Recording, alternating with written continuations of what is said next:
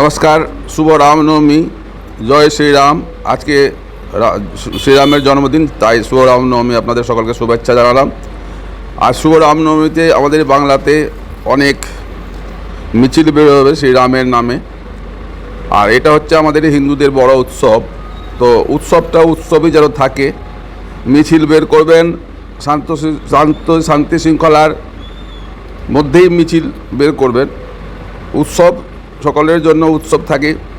কোথাও কোনো প্ররোচনায় পা দেবেন না, কারো কোনো ঝগড়াঝাটির কোনো স্কোপ দেবেন না। আপনারা শান্ত শৃঙ্খলাভাবে মিছিল করবেন। রামনবমী শুভ পালিত হলে সকলের ভালো, সমাজের ভালো, রাজ্যের ভালো, সকলের ভালো। তো এবার যে সাম্প্রদায়িক জিগির তুলেছেন, সেটা যাই হোক, সাম্প্রদায়িক জিগির রাজনীতির জন্য তুলেছে, কিন্তু রাজনীতি তো আমরা রাজনীতির জন্য তো রামনবমী করছি না। আমরা আমাদের রামনবমী করছি শ্রীরামের জন্মদিন।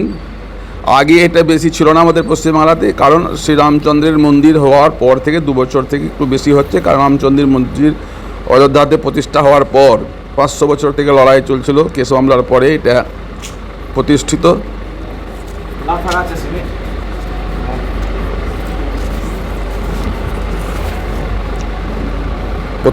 তাই এই রামনবমী করছে আমরা।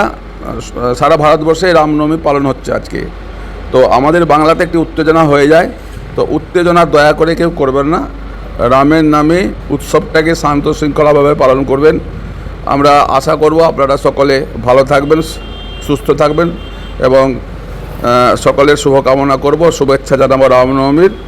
আর আশা রাখবো যেন কোথাও কোনো অপ্রীতিকর ঘটনা না ঘটে। এইটুকুই বলে আমি আজকের জন্য আপনাদের শুভ রামনবমীর শুভেচ্ছা জানিয়ে, সকলকে প্রণাম জানিয়ে, ছোটদের আশীর্বাদ জানিয়ে আমি আমার ভিডিওটা শেষ করলাম। নমস্কার।